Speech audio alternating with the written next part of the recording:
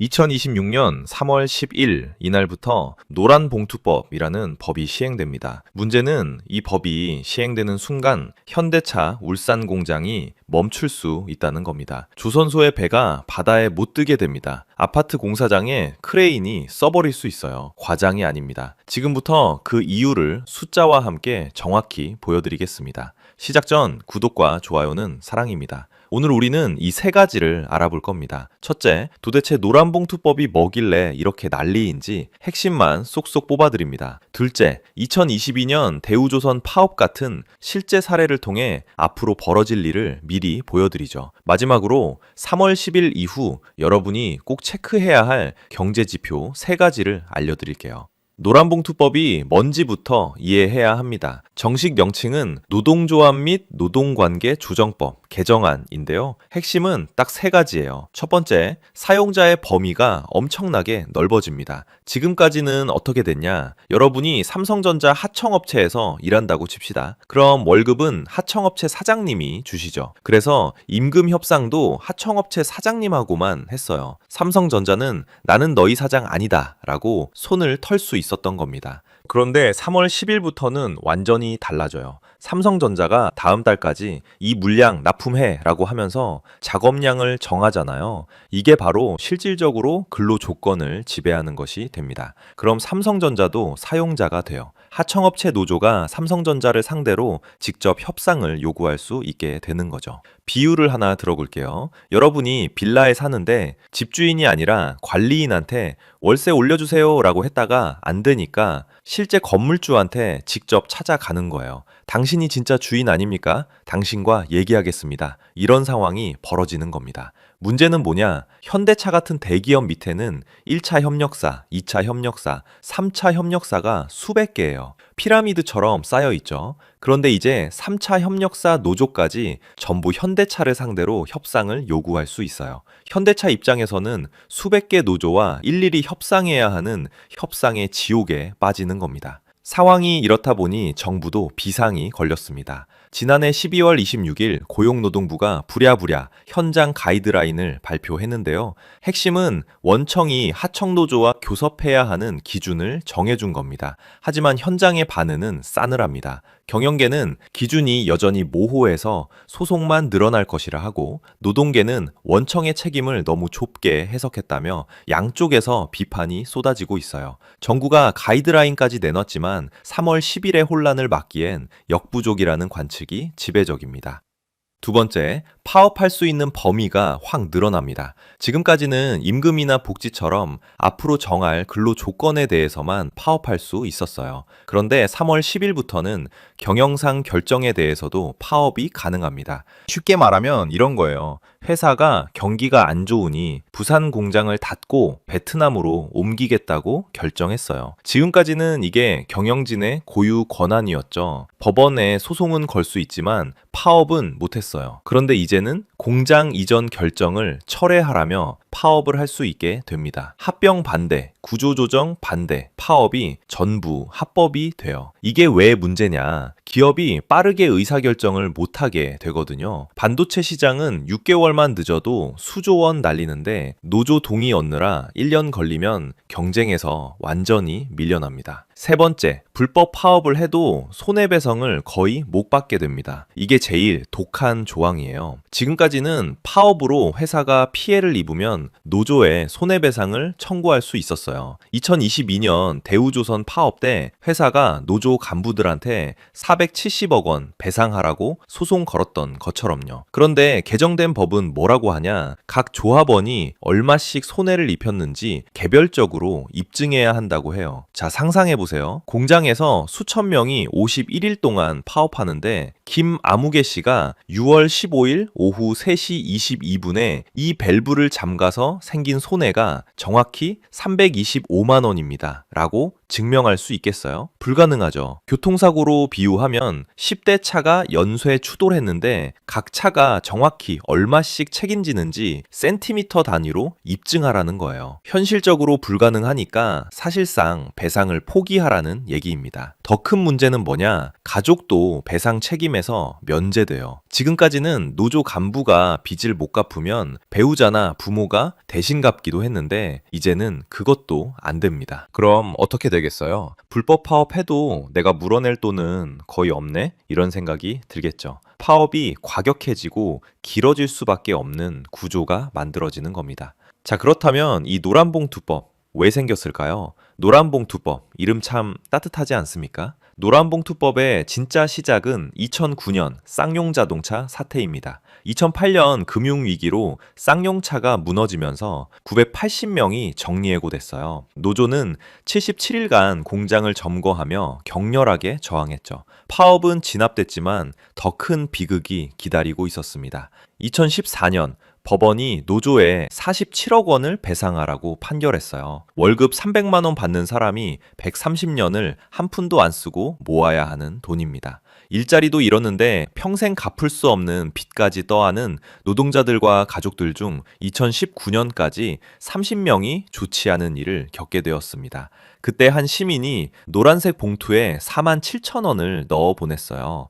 옛날 월급 봉투 색깔이 노란색이었거든요. 다시 평범하게 노란 봉투에 담긴 월급을 받으며 살기를 바라는 마음이었죠. 이 소식이 퍼지자 4만 7천 명의 시민이 각자 4만 7천 원씩 모아서 총 15억 원을 만들었습니다. 십시일반의 기적이었어요. 시민들은 생각했습니다. 성금도 좋지만 근본적으로는 법을 바꿔야 하는 거 아닐까? 노란봉투 캠페인이 노란봉투법 제정운동으로 발전했어요. 2012년부터 10년 넘게 국회에 발의됐지만 번번이 무산됐습니다. 2022년에 또 다른 폭탄이 터졌습니다. 대우조선해양 하청 노동자 파업 후 회사가 노조 간부 5명에게 470억 원을 청구한 거예요. 쌍용차의 10배였죠. 사람들은 깨달았습니다. 아, 끝난 게 아니구나. 더 심해졌구나. 잠들어 있던 노란봉투법 논의가 다시 불타올랐고 마침내 2025년 8월 24일 국회를 통과했습니다. 찬성 183표, 반대 3표, 압도적이었죠. 노란봉투법은 단순한 법이 아닙니다. 16년간 30명의 목숨, 4만 7천 명의 연대, 10년의 투쟁이 만들어낸 법이에요. 다시는 손해배상 폭탄으로 노동자가 죽지 않게 하자는 염원이 담긴 법입니다. 그런데 진짜 이름처럼 따뜻하고 아름다운 법일까요? 파이터치 연구원이라는 경제연구소가 노벨 경제학상 받은 분의 이론을 써서 정밀하게 계산을 했어요. 이 법이 시행되면 어떻게 되는지 말이죠. 결과가 뭐였냐? 연간 GDP가 8.7조 원 줄어듭니다. 일자리는 19만 3천 개가 사라져요. 어디 일자리가 제일 많이 없어지는지 아세요? 바로 중소기업입니다. 원청 대기업들이 하청이랑 일하면 법적 리스크가 너무 크다며 계약을 끊어버리거든요. 비유하자면 이래요. 약한 사람을 보호해주려고 울타리를 쳐줬는데 그 울타리가 너무 높고 견고해서 오히려 아무도 그 안에 있는 사람과 일을 안 하려는 거예요. 바로 이 지점이 모든 비극의 시작입니다. 보호하려던 사람들이 가장 큰 피해를 보는 역설 말이죠. 2022년으로 잠깐 돌아가 봅시다. 대우조선해양에서 무슨 일이 있었는지 아세요? 하청노조가 6월 2일부터 7월 22일까지 51일 동안 파업을 했어요. 배를 만드는 독이라는 시설을 점거했죠. 배를 바다에 띄우지 못하게 막은 겁니다. 회사 측은 총 손실이 8,165억 원이라고 주장했어요. 하루 평균 160억 원씩 날린 셈이죠. 하지만 MBC 팩트체크에서는 이 수치가 과대 추정됐다고 지적했습니다. 5개 독 중 4개는 정상 가동했고 지체 보상금도 실제로 발생하지 않았거든요. 그래도 한 가지는 분명합니다. 이 파업으로 11척의 배 인도가 늦어졌고 해외 선주들은 한국 조선소는 납기를 못 맞춘다는 인식을 갖게 됐어요. 그런데 여기서 중요한 게 뭐냐? 중앙노동위원회가 대우조선을 하청 노동자의 실질적 사용자로 인정했다는 겁니다. 노란봉투법이 없었는데도 이미 이런 판단이 나온 거예요.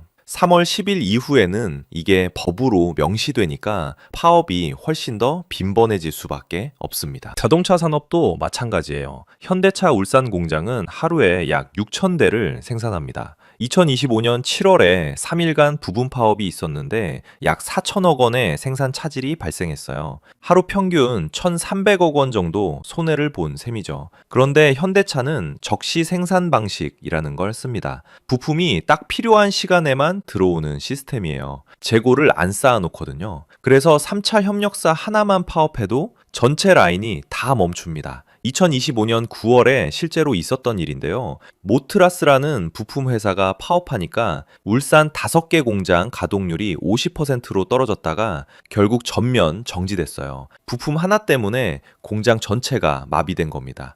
이게 바로 도미노 효과입니다. 심장이 멈추면 온몸이 멈추는 것처럼 부품사 하나가 서면 완성차 공장이 서고, 완성차 공장이 서면 연관된 다른 수백 개 업체들이 연쇄적으로 쓰러져요. 더 무서운 건 뭔지 아세요? 단순히 협상을 거부하는 걸로 끝나는 게 아닙니다. 법적으로 사용자인데 협상을 거부하면 부당 노동 행위로 형사처벌까지 받을 수 있어요. 그렇다면 기업들은 어떻게 대응할까요? 숫자로 보면 명확합니다. 경총이 대기업 100곳을 조사했더니 87%가 노사 관계가 나빠질 것이라고 답했어요. 외국 기업들은 더 냉정하죠. 35.6%가 투자를 줄이거나 한국에서 철수하겠다고 했습니다. 주한 유럽 상공회의소는 아예 대놓고 경고했어요. 교섭 상대가 누군지도 불분명한데 거부하면 형사처벌 받을 수 있다면 우리는 한국을 떠날 수 있다고요. 그럼 우리는 앞으로 뭘 보게 될까요? 시뮬레이션을 한번 해보겠습니다. 2026년 3월 10일 법이 시행됩니다. 이날부터 민주노총, 금속노조는 준비했던 카드를 꺼내요. 현대차, 조선 3사, 철강사에 일제히 교섭 요구 공문을 보냅니다. 우리는 원청 소속 노동자와 똑같이 대우받겠다고요. 4월이 되면 조정이 결렬되고 쟁의권이 확보됩니다. 파업이 시작되죠. 5월쯤에는 생산 라인이 점거되고 물류가 봉쇄됩니다. 손해배상 청구가 막혀 있으니 파업은 장기전으로 갑니다. 그럼 기업은 어떻게 하겠어요? 두 가지 길밖에 없어요. 첫 번째, 하청 계약을 아예 끊어버립니다. 사용자로 인정될 바엔 일을 안 하겠다는 거죠. 중소 하청업체들이 줄줄이 도산하고 하청 노동자들이 오히려 일자리를 잃게 됩니다. 두 번째, 해외로 공장을 옮깁니다. 베트남은 인건비도 싸고 노동 유연성도 높거든요. 실제로 SK온이나 삼성전자가 국내 공장 증설 계획을 재검토하고 있다는 뉴스가 나오고 있어요. 결국 누가 손해를 볼까요? 보호받아야 할 하청 노동자들입니다. 일자리 19만 3천 개가 사라진다는 건 이런 의미예요. 그리고 진짜 무서운 건 일자리의 질이 양극화된다는 겁니다. 대기업 정규직 노조는 더 강력한 보호를 받겠지만 그 울타리에 못 들어간 80%의 중소기업 노동자들은 울타리 밖에서 더 찬바람을 맞게 되는 거죠. 이게 우리가 3월 10일 이후 마주할 진짜 얼굴일지도 모릅니다. 자, 그럼 여러분은 언제 한국 경제가 멈췄다는 걸 알 수 있을까요? 첫 번째, 제조업 가동률입니다. 통계청이 매달 발표하는 제조업 가동률을 보세요. 2026년 3월 이전에는 보통 75% 정도 유지됩니다. 그런데 4월, 5월 수치가 70% 밑으로 떨어진다? 파업이 본격화됐다는 신호예요. 투자하신 제조업 주식이 있다면 위험 신호입니다. 두 번째, 외국인 직접 투자, FDI 규모예요. 산업통상자원부가 분기마다 발표해요. 2025년 외국인 투자는 약 240억 달러 수준이었어요. 2026년 2분기, 3분기에 이게 20% 이상 급감한다? 외국 기업들이 한국을 떠나고 있다는 뜻입니다. 세 번째, 중소기업 부도율입니다. 중소기업 중앙회가 매월 발표하는 부도율을 주목하세요. 원청이 하청과 계약을 끊으면 제일 먼저 타격받는 게 중소기업이거든요. 부도율이 2개월 연속 상승한다? 하청 생태계가 무너지고 있다는 경고입니다.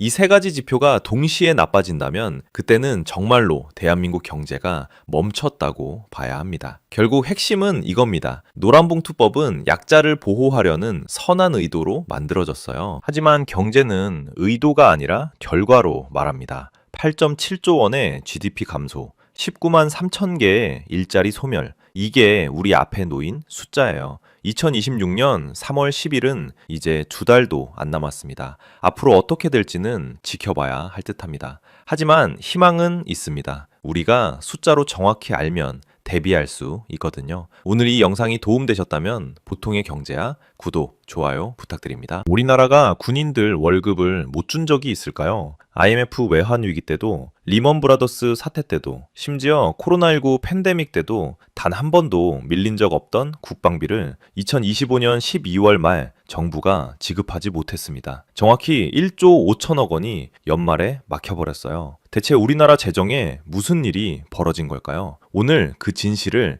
낱낱이 파헤쳐드립니다. 시작 전 구독과 좋아요는 사랑입니다. 20년 넘게 공무원 생활을 한 국방부 고위 관계자가 한 방송사 인터뷰에서 이렇게 말했습니다. 이런 일은 처음입니다. 아무리 경제가 어려워도 정치적 부담 때문에 국방비는 항상 챙겨줬는데요. 그런데 막상 장부를 정리하려니 돈이 없는 겁니다. 1조 8천억 원이 공중에 붕 떠버렸어요. 기획재정부가 자금 배정을 막아버린 거죠. 다급하게 1월 9일에 1조 5천억 원을 긴급 지급했지만 이미 엎질러진 물이었습니다. 이 돈이 어디에 쓰일 돈이었는지 아십니까? 장병들 급식비 604억 원, 겨울철 난방비, 심지어 전투 예비 탄약 구매비 1,020억 원까지 막혔어요. 탄약이요, 탄약. 북한과 대치하고 있는 나라에서 탄약 살 돈이 없다는 겁니다. 더 가슴 아픈 건 전역하는 장병 15,000명 이야기입니다. 이 젊은이들은 18개월 동안 매달 돈을 모았어요. 장병 내일 준비금이라고 정부가 약속한 제도입니다. 본인이 40만 원씩 모으면 정부가 매칭해서 지원금을 얹어준다는 약속이었죠. 12월 24일에 받기로 한 그 돈이 일주일 넘게 지연됐습니다. 국가가 청년들과 맺은 금융 약속을 지키지 못한 겁니다. 이게 빙산의 일각입니다. 정부는 2025년 한 해 동안 한국은행으로부터 무려 164조 5천억 원을 빌려 썼어요. 한국은행을 정부 마이너스 통장처럼 쓴 겁니다. 이게 어느 정도 규모냐면 2024년 173조 원에 이어 역대 두 번째로 큰 금액입니다. 여기서 잠깐 쉽게 설명해 드릴게요. 정부 예산이라는 게 가정집, 가계부랑 똑같습니다. 월급, 즉 세금이 들어오면 그걸로 생활비로 국방비, 복지비를 쓰는 거죠. 그런데 월급날이 10일인데 5일에 급하게 돈이 필요하면 어떻게 합니까? 단기 대출을 받죠. 이게 바로 일시 차입금이에요. 문제는 164조 5천억 원이라는 게 단기로 해결할 금액이 아니라는 겁니다. 이건 집안 경제가 구조적으로 망가졌다는 신호예요. 그래서 2026년 우리나라 빚이 얼마냐? 1,414조 원입니다. 이걸 GDP 대비로 계산하면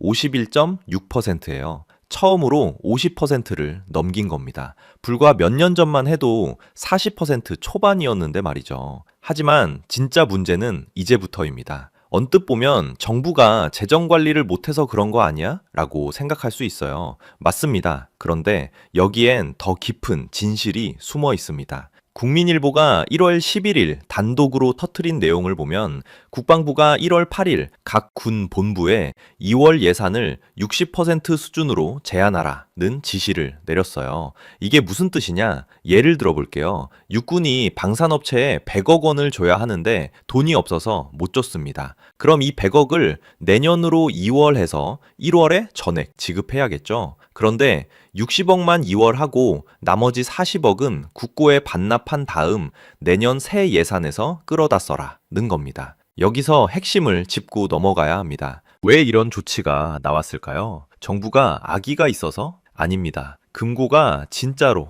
비어서입니다. 그럼 왜 금고가 비었을까요? 바로 이 지점에서 모든 비극이 시작됩니다. 지난 10년간 정부 지출은 매년 평균 6에서 7%씩 증가했어요. 그런데 세금 수입은 그만큼 따라오지 못했습니다. 쉽게 말하면 월급은 300만 원인데 매달 350만 원씩 쓴 겁니다. 처음엔 예금 깨서 메우고 나중엔 카드 돌려막기 하다가 결국 한계에 부딪혀긴 거죠. 2월 제한 조치는 나쁜 해결책입니다. 하지만 이것조차 하지 않으면 재정이 완전히 통제 불능 상태로 가는 겁니다. 겉으로 보기엔 국방비가 66조 원으로 늘어난 것처럼 보이지만 정부 전체 지출이 728조 원으로 폭증하면서 정작 필수적인 국방비조차 제때 못 주는 상황이 된 겁니다. 2026년 1월, 지금 이 순간 대한민국 재정에 무슨 일이 벌어지고 있는지 정확히 짚어보겠습니다. 첫 번째 원인, 복지 지출이 통제 불능 상태입니다. 지금 국회를 통과한 2026년 예산안을 보세요. 복지 분야가 269조 1천억 원입니다. 전체 예산 728조 원의 37%예요. 작년보다 8.2% 증가했습니다. 구체적으로 어디에 쓰이냐? 기초연금 23조 원, 아동수당 2조 5천억 원, 건강보험 지원 12조 원. 하나하나 보면 다 필요해 보입니다. 그런데 여기 함정이 있어요. 기초연금 65세 이상 노인 중 소득 하위 70%에게 매달 33만 4천 원을 지급하고 있습니다. 2026년 현재 약 660만 명이 받고 있어요. 그런데 이 70%라는 기준이 소득만 봅니다. 강남에 아파트 5채 가진 어르신도, 자녀가 대기업 임원인 분도 받으실 수 있어요. 왜냐? 본인 월급이 없으면 소득이 0원이거든요. 재산을 소득으로 환산하긴 하지만 굉장히 관대합니다. 문제는 여기서 끝이 아닙니다.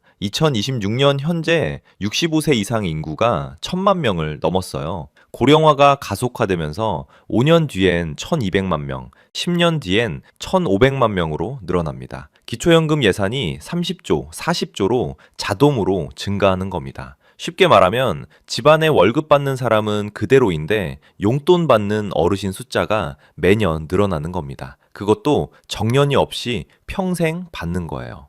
두 번째 원인, 세금 걷는 능력이 한계에 부딪혔습니다. 2026년 1월 현재 정부가 발표한 자료를 보면 2023년 세수결손 10조 4천억 원, 2024년 4조 3천억 원에 이어 2025년도 예상보다 5에서 6조 원 덜 거쳤을 것으로 추정됩니다. 왜 이런 일이 반복될까요? 첫째, 반도체 경기가 회복세라지만 법인세는 여전히 부진합니다. 삼성전자와 SK하이닉스가 작년 실적을 회복했지만 중견기업과 중소기업들은 여전히 적자 상태예요. 둘째, 부동산 거래가 얼어붙었습니다. 2025년 전국 아파트 거래량이 50만 건대로 역대 최저 수준이었어요. 집을 안 팔면 양도소득세가 안 거칩니다. 셋째, 정부가 과거에 실시한 감세 정책의 효과가 지금 나타나고 있습니다. 법인세 최고 세율을 내리고 종부세를 완화했는데 그 돈으로 기업들이 투자를 늘릴 거라 기대했죠. 그런데 2026년 1월 현재 기업들의 사내 유보금은 1,200조 원을 넘어섰습니다. 투자는 안 하고 돈만 쌓고 있는 겁니다. 그 다음 세 번째 원인, 공공부문이 비대해지면서 고정비가 폭증하고 있습니다. 2026년 1월 현재 공무원 수가 115만 명을 넘어섰어요. 국방부 장병 50만 명 빼면 순수 공무원만 115만 명입니다. 여기에 공공기관까지 합치면 얼마나 될까요? LH, 한전, 도로공사, 수자원공사 이런 공공기관 직원이 약 40만 명입니다. 합치면 150만 명이 넘는 인력이 공공부문에서 일하고 있어요. 이 사람들 인건비만 해도 엄청납니다. 공무원 평균 연봉이 5천만 원이라고 치면 115만 명이면 연간 57조 원이 나갑니다. 여기에 연금, 복지 비용까지 더하면 100조 원이 훌쩍 넘어요. 더 심각한 건 공공기관 부채입니다. 2026년 1월 현재 LH 부채가 200조 원을 돌파했어요. 한국전력은 누적 적자가 40조 원을 넘어섰습니다. 이 빚에 대한 이자만 해도 연간 수조 원씩 나갑니다. 그런데 구조조정은 안 합니다. 왜? 노조가 반대하고 정치적 부담이 크거든요. 결국 이 빚은 국민 세금으로 메워야 합니다.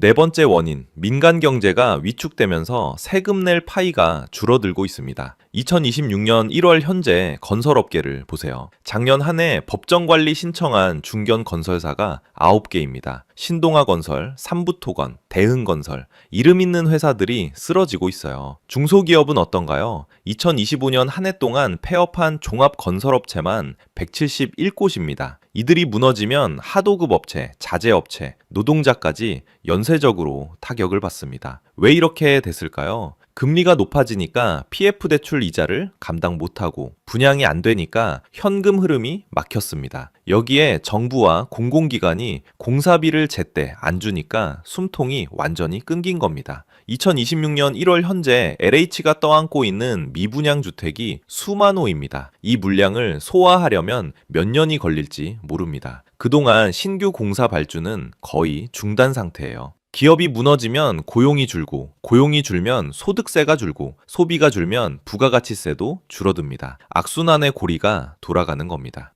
다섯 번째 원인, 지방정부가 중앙정부 돈줄에 의존하다 동반 추락하고 있습니다. 2025년 제2차 추경에서 지방교육 재정교부금이 2조 원 깎였다고 말씀드렸죠. 2026년 1월 현재 17개 시도교육청 중 15곳이 비상체제입니다. 서울시 교육청은 어린이 조식 지원 예산을 60% 삭감했어요. 전북교육청은 학교 마약 예방 교육 예산을 아예 없앴습니다. 경기도는 고등학교 교과서 구입비를 줄였어요. 왜 이렇게 됐냐? 지방교육재정교부금이라는 게 중앙정부 내국세의 20.79%를 자동으로 배분하는 구조입니다. 중앙정부 세금이 줄면 교육청 돈도 자동으로 줄어드는 거예요. 그런데 지방교육청들은 그동안 뭐 했냐? 중앙에서 내려오는 돈이 매년 늘 거라고 믿고 무상급식 확대, 방과 후 프로그램 확대, 교육복지 확대 지출을 계속 늘렸습니다. 비상금인 기금도 다 썼어요. 2026년 1월 현재 일부 교육청은 기금 소진율이 80%를 넘어섰습니다. 이러면 올해 안에 교육비를 학부모한테 전가할 수밖에 없는 상황이 올 수도 있어요. 결국 5가지 원인을 2026년 1월 현재 시점에서 정리하면 이겁니다. 복지는 자동으로 증가하는데 세금은 덜 거치고, 공공부문은 살을 못 빼고, 민간 경제는 무너지고, 지방정부는 돈줄이 끊겼다. 지금 이 순간 우리는 모든 재정 위험 요소가 동시에 폭발하는 퍼펙트 스톰을 맞이하고 있는 겁니다. 이건 단순히 경기가 안 좋아서가 아닙니다. 구조적으로 지출은 계속 늘어나는데 수입은 정체된 태생적으로 지속 불가능한 시스템을 운영하고 있기 때문입니다. 그럼 다른 나라들은 이런 재정 위기를 어떻게 극복했을까요? 독일을 한번 봅시다. 독일은 2009년 헌법에 재정 준칙을 명문화했어요. 정부가 GDP의 0.35% 이상 적자를 내면 안 된다는 규칙입니다. 이걸 어기면 위헌이에요. 경기가 안 좋을 땐 어떻게 해요? 라고 물으실 수 있죠. 독일은 경기가 좋을 때 흑자를 내서 비상금을 쌓아뒀다가 코로나19 같은 위기가 터지면 그때 한시적으로 규칙을 풀었습니다. 하지만 위기가 끝나면 다시 칼같이 원칙으로 돌아갑니다. 스웨덴은 한 발 더 나갔습니다. 1990년대 금융위기를 겪고 난 뒤 스웨덴은 지출 상한제를 도입했어요. 3년 단위로 지출 한도를 정해놓고 정권이 바뀌어도 그 한도를 절대 넘지 못하게 만들었습니다. 그 결과가 뭐냐? 스웨덴은 GDP 대비 국가 채무 비율이 30%대입니다. 우리나라 51.6%와 비교해 보세요. 그런데 우리나라는 어떤가요? 2020년에 재정준칙을 만들기로 했지만 아직도 법제화가 안 됐어요. 그냥 권고사항에 불과합니다. GDP 대비 국가 채무를 60% 이하로 유지하자는 원칙을 세웠지만 지키지 않아도 아무런 제재가 없습니다. 국제신용평가사 피치는 2025년 4월에 이렇게 경고했습니다. 한국의 공공재정이 더 이상 신용등급의 강점이 아니다. 다행히 아직 신용등급 자체는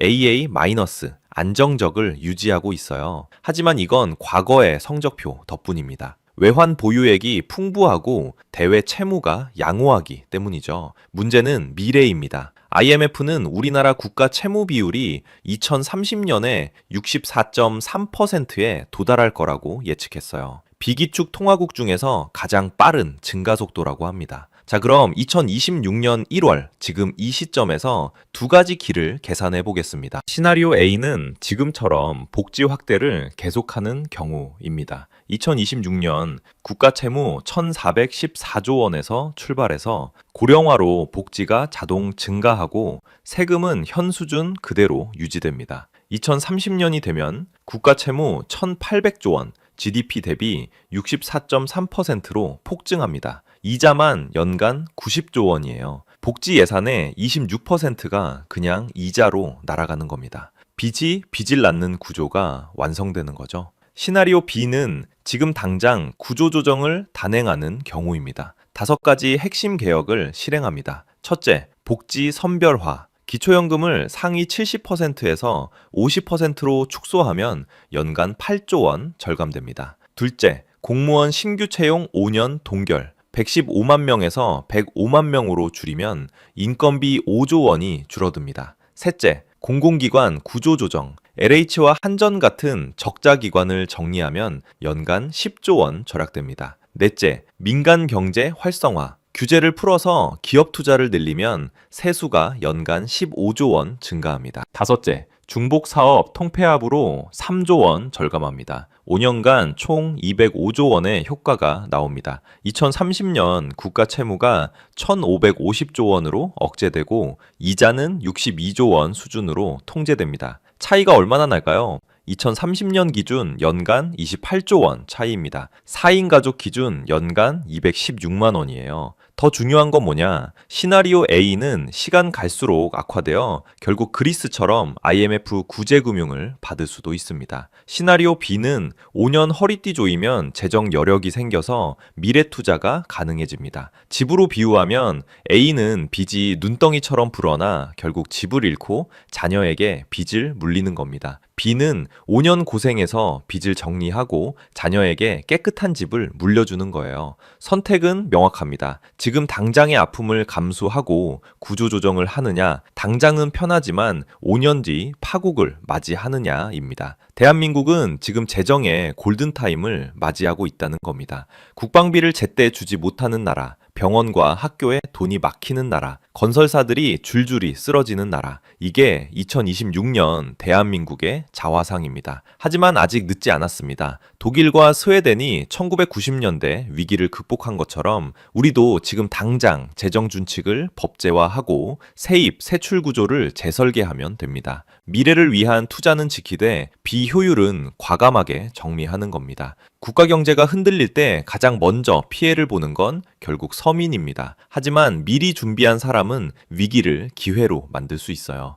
오늘 영상이 도움이 되셨다면 보통의 경제야 구독과 좋아요 부탁드립니다. 감사합니다. 여러분의 퇴직금을 한꺼번에 주면 다 쓸 것 같으니까 연금처럼 나눠서 주겠다고 하면 어떨까요? 매달 50만 원씩 나눠드릴게요 라고 하는 거죠.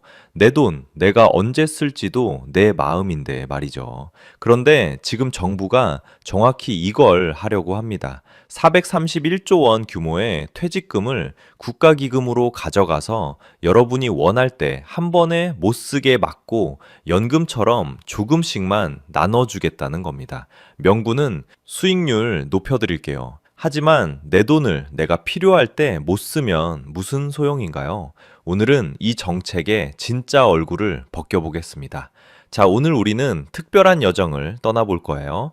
첫째, 정부가 추진하는 퇴직연금 기금화가 정확히 뭔지 알아보고요. 둘째, 겉으로 내세우는 명분과 실제 속내가 얼마나 다른지 파헤칠 겁니다. 마지막으로 여러분이 당장 해야 할 행동까지 구체적으로 짚어드릴게요. 영상 시작 전 구독과 좋아요는 사랑입니다. 2024년 말 기준으로 우리나라 전체 퇴직연금 적립금이 얼마인지 아세요? 무려 431조 7천억 원입니다. 서울 아파트 평균 가격이 13억 원 정도니까 33만 채를 살 수 있는 돈이에요. 상상이 가시나요? 이 돈이 1년 사이에 얼마나 늘었는지도 놀랍습니다. 2023년에 382조 원이었는데 1년 만에 50조 원 가까이 불어났어요. 13%나 증가한 겁니다. 퇴직연금 제도가 생긴 이후 처음으로 400조 원을 돌파했죠. 그런데 여기서 심각한 문제가 드러납니다. 이렇게 거대한 돈이 얼마나 수익을 내고 있을까요? 최근 10년 평균 수익률이 고작 2.31%밖에 안 돼요. 은행 정기예금과 비슷한 수준이죠. 반면 국민연금은 같은 기간 8.17%를 벌었습니다. 거의 4배 가까운 차이예요. 이걸 비유로 설명해 볼게요. 똑같이 1억 원을 가진 두 사람이 있다고 생각해 보세요. 한 명은 퇴직연금에 넣어서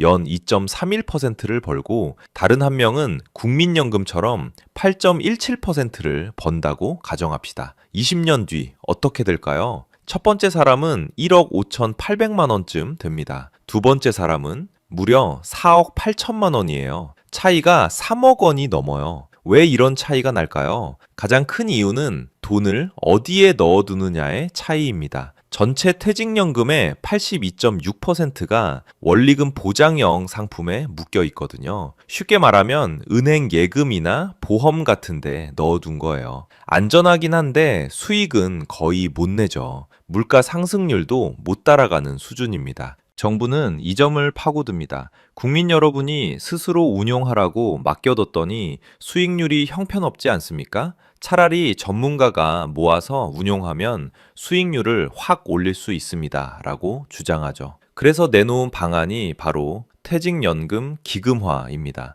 지금은 개인마다 은행, 증권사, 보험사 등에 흩어져 있는 퇴직연금을 정부가 만든 공단으로 싹 모으겠다는 거예요. 국민연금처럼 통으로 관리하면서 전문가들이 운용하겠다는 겁니다. 일견 맞는 말처럼 들리죠? 실제로 중소기업 근로자를 위한 기금형 퇴직연금인 푸른씨앗은 2024년에 6.52%의 수익률을 냈어요. 일반 퇴직연금 평균 4.77%보다 훨씬 높습니다. 이런 사례를 들며 정부는 봐라, 우리가 관리하면 더 잘 된다고 말하는 거죠. 자, 여기서 잠깐 멈추고 생각해 볼 부분이 있어요. 정부가 정말로 여러분의 노후를 걱정해서 이 정책을 추진하는 걸까요? 만약 진심으로 수익률을 높여주고 싶었다면 훨씬 간단한 방법이 있거든요. 예를 들어 지금은 퇴직연금으로 위험자산에 투자할 수 있는 한도가 70%로 제한되어 있어요. 이 규제를 풀어주면 됩니다. 국내 상장 주식에 직접 투자할 수 없는 제약도 풀어주고요. 그러면 개인들이 알아서 더 높은 수익을 낼 수 있는 상품을 선택하겠죠. 또 다른 방법도 있어요. 금융회사들끼리 경쟁을 붙이는 겁니다. 실제로 2024년부터는 퇴직연금을 더 좋은 조건을 제시하는 다른 회사로 옮길 수 있게 됐어요. 이런 경쟁이 활성화되면 금융회사들이 알아서 서비스를 개선하고 수익률을 높이려고 노력하게 됩니다. 그런데 정부는 왜 이런 방법 대신 꼭 돈을 국가가 직접 관리하겠다고 할까요? 바로 이 지점에서 숨겨진 의도가 드러나기 시작합니다.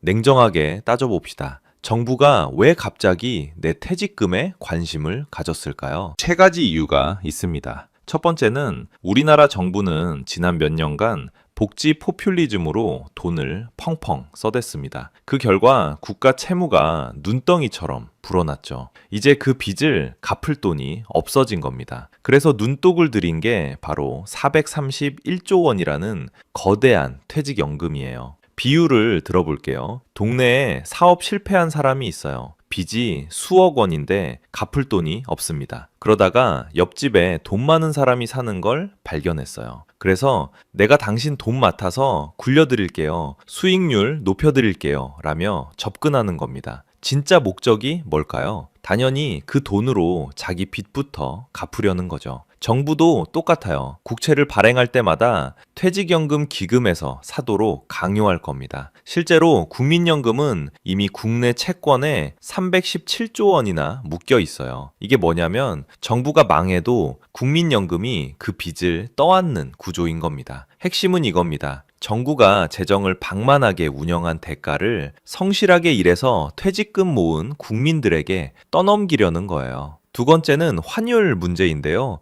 2026년 1월, 지금 환율이 1,470원을 오가고 있습니다. 작년 12월엔 1,480원까지 치솟았죠. 정부는 이걸 막겠답시고 국민연금의 달러까지 빌려 쓰고 있어요. 여기서 질문이 생깁니다. 왜 환율이 이렇게 뛰었을까요? 한국은행 분석을 보면 국민연금과 개인 투자자들이 해외 투자를 늘렸기 때문이라고 해요. 그런데 이게 잘못된 건가요? 전혀 아닙니다. 국민들이 더 높은 수익을 찾아서 해외로 투자하는 건 당연한 경제 행위예요. 시장 원리죠. 문제는 정부가 이걸 막으려 한다는 겁니다. 수도꼭지를 틀어 막는 거예요. 국민연금에 해외 투자를 줄이라고 압박하고 보유한 달러를 내놓으라고 강요합니다. 시장 원리가 아니라 정치적 판단으로 자금 흐름을 통제하려는 거죠. 퇴직연금이 기금화되면 어떻게 될까요? 정부는 환율이 오를 때마다 퇴직연금 기금에 달러를 팔라고 명령할 겁니다. 그런데 이게 누구 손해일까요? 바로 가입자인 여러분입니다. 생각해 보세요. 환율이 1,500원으로 오를 때 달러를 갖고 있으면 환차익을 볼 수 있어요. 근데 정부가 국가를 위해 달러를 팔아라 라고 강요해서 1,450원에 팔았다고 칩시다. 나중에 환율이 1,600원이 되면 그 차익은 날아가는 거예요. 이건 시장 경제가 아니라 계획 경제입니다. 북한식 경제 시스템이죠. 자유시장 경제에서는 개인이 자기 돈을 어디에 투자할지 스스로 결정합니다. 정부가 국익을 명분으로 개입하는 순간 그건 더 이상 자유시장이 아니에요. 가장 무서운 게 세 번째입니다. 정부가 퇴직연금 431조 원을 손에 쥐면 무슨 일이 벌어질까요? 국민연금은 이미 국내 주요 기업의 1, 2대주주예요. 삼성전자, 현대차, SK하이닉스 같은 대기업들의 경영에 막강한 영향력을 행사하죠. 여기에 퇴직연금까지 합쳐지면 정부가 민간 기업을 사실상 지배하는 겁니다. 이걸 비유하자면 이래요. 동네 가게 사장님이 열심히 장사해서 돈을 벌었어요. 그런데 큰손 투자자가 와서 내가 주식을 많이 샀으니 이제 내 말을 들어야 해. 직원 월급을 이만큼 올려. 이런 사업은 하지 마. 저런 사업을 해. 라고 간섭하는 겁니다. 민간 기업의 경영권을 정부가 쥐게 되면 어떻게 될까요? 경제적 효율성이 아니라 정치적 목적으로 경영 판단이 이루어집니다. 친환경 투자를 늘려라. 노동이사제를 도입해라. 비정규직을 정규직으로 전환해라. 이런 요구들이 주주 권한으로 밀어붙여지는 거죠. 더 심각한 건 코스피 5천 달성 같은 정치적 목표를 위해 퇴직연금이 동원된다는 겁니다. 증권가 분석을 보면 이렇게 나와요. 국민연금이 앞으로 주식을 팔아야 하는데 그 물량을 받아줄 곳이 필요하다. 퇴직연금이 그 역할을 할 것이다. 무슨 뜻이냐면 국민연금이 비싸게 산 주식을 퇴직연금에 떠넘기는 거예요. 이익은 국민연금이 챙기고 손실은 퇴직연금 가입자들이 떠안는 구조죠. 그리고 퇴직연금 기금화를 해서 통제하는 건 헌법적으로 심각한 문제가 생깁니다. 퇴직금은 누구 돈일까요? 당연히 여러분이 일해서 번 돈이에요. 법적으로도 명확한 사유재산입니다. 그런데 여당의 일부 의원들이 이런 말을 했어요. 공공 영역에서 운영할 때 사회적 가치가 극대화될 수 있다고요. 이 말뜻을 곱씹어 보세요. 내 재산을 공공 영역에서 운영한다? 이건 퇴직금을 사적 재산이 아니라 공적 자금으로 보겠다는 발상입니다. 여론조사 결과도 이걸 보여줍니다. 2025년 9월 조사에서 퇴직연금 기금화 찬성이 59.3%로 나왔지만 가장 큰 우려 사항으로 선택권 제한을 꼽은 응답이 38.3%나 됐어요. 내 돈을 내 마음대로 쓸 수 없게 될까봐 걱정하는 겁니다. 만약 퇴직연금을 진짜로 수익률을 높이고 싶다면 방법은 명확합니다. 강제로 기금화할 게 아니라 개인의 선택권을 넓혀주면 되는 거예요. 첫 번째 방법은 투자 규제를 완화하는 겁니다. 현재 위험자산 투자 한도 70%를 없애거나 높이고 국내 상장 주식 직접 투자도 허용하는 거죠. 두 번째는 디폴트 옵션을 개선하는 것입니다. 아무것도 선택하지 않는 가입자를 위해 자동으로 적용되는 기본 상품을 더 공격적으로 운용할 수 있게 바꾸는 거예요. 세 번째는 민간 경쟁을 촉진하는 겁니다. 금융회사들끼리 경쟁하면서 서비스 품질을 높이도록 유도하는 거죠. 정리해 드릴게요. 여러분이 지금 바로 해야 할 일 세 가지입니다. 첫째, 내 퇴직연금 현황을 점검하세요. 대부분 금융회사 앱이나 통합연금 포털에서 확인할 수 있어요. 얼마가 쌓여 있고 어떤 상품으로 운용되는지 파악하시기 바랍니다. 둘째, 원리금 보장형 비중을 확인하세요. 만약 100%가 원리금 보장형이라면 지금까지 물가도 못 따라가는 수익을 냈을 가능성이 높아요. 은퇴까지 시간이 남았다면 일부를 실적 배당형으로 옮기는 것도 고려해 보시고요. 셋째, 정책 동향을 계속 주시하세요. 2026년 1월 현재 퇴직연금 기금화는 아직 입법 단계입니다. 구체적 내용이 어떻게 결정되느냐에 따라 여러분의 퇴직금 운명이 달라져요. 마지막으로 한 가지만 기억해 주세요. 431조 원. 이건 그냥 숫자가 아니에요. 수천만 근로자가 평생 일해서 모은 노후 자금입니다. 여러분의 땀이 담긴 돈이죠.